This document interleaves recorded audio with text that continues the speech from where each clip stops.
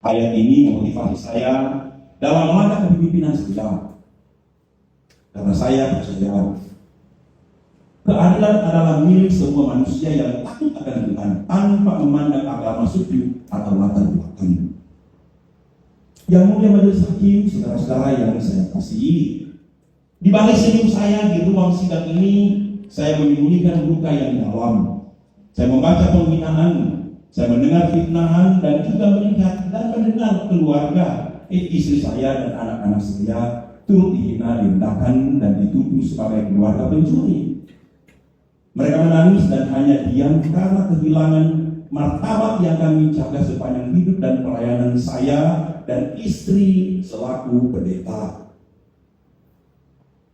Namun, martabat gereja, kami memiliki jumlah kepala keluarga sebanyak 224.664 kakak, jumlah jiwa sebanyak 827.418 jiwa, jumlah wilayah sebanyak 149 wilayah, jumlah gereja atau jemaat kami di tanah Minahasa sebanyak 1055 jemaat, dan di luar tanah Minahasa termasuk di luar negeri sebanyak 27 jemaat.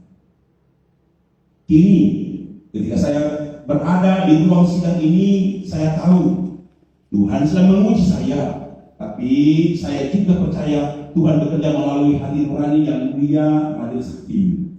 Saya percaya majelis hakim akan melihat bahwa apa yang saya lakukan bukanlah kejahatan, melainkan bagian dari pengabdian. Dari hati seorang pendeta dengan hati yang bersih untuk mengatakan, saya tidak pernah sedikit pun menggunakan dana hibah itu untuk kepentingan pribadi, keluarga, atau siapapun.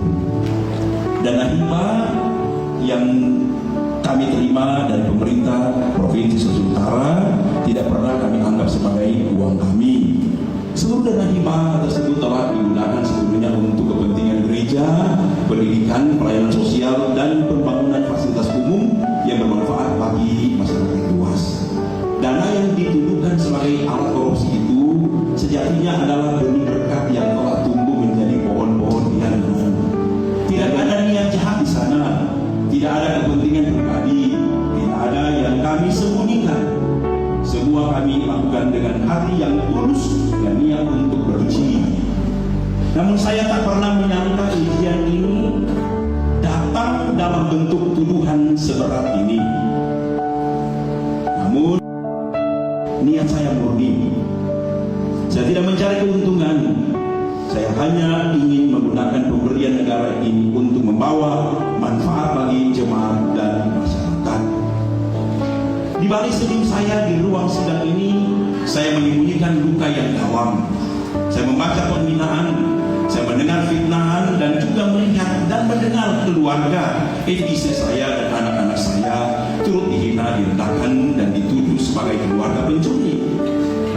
Mereka menangis dan hanya diam karena kehilangan martabat yang kami jaga sepanjang hidup dan pelayanan saya dan istri selaku wanita. Tidak dapat dipungkiri sebagai seorang suami, ayah, opa, kepala keluarga, imam, saya merasa sakit yang lebih besar melihat orang yang saya cintai dan kasih dilukai karena sesuatu yang tidak benar. Setiap malam saya bertanya dalam doa, Tuhan, apakah ini jalan salibku? Saya ingin mengatakan sesuatu yang sangat penting, yaitu saya memaafkan setiap orang yang menghina saya. Saya memaafkan setiap orang yang menuduh saya. Saya memaafkan setiap orang yang merendahkan keluarga saya. Saya memaafkan mereka dengan tulus. Saya percaya membenci tidak akan membawa saya kemana-mana, tetapi memaafkan itulah jalan Tuhan. Hari ini di ruang sidang yang terbuka ini, saya ingin berkata dengan jujur, saya tidak bersalah. Saya tidak pernah menggunakan uang itu untuk kepentingan pribadi. Saya tidak pernah mengambil yang bukan hak saya. Semua yang saya lakukan adalah bagi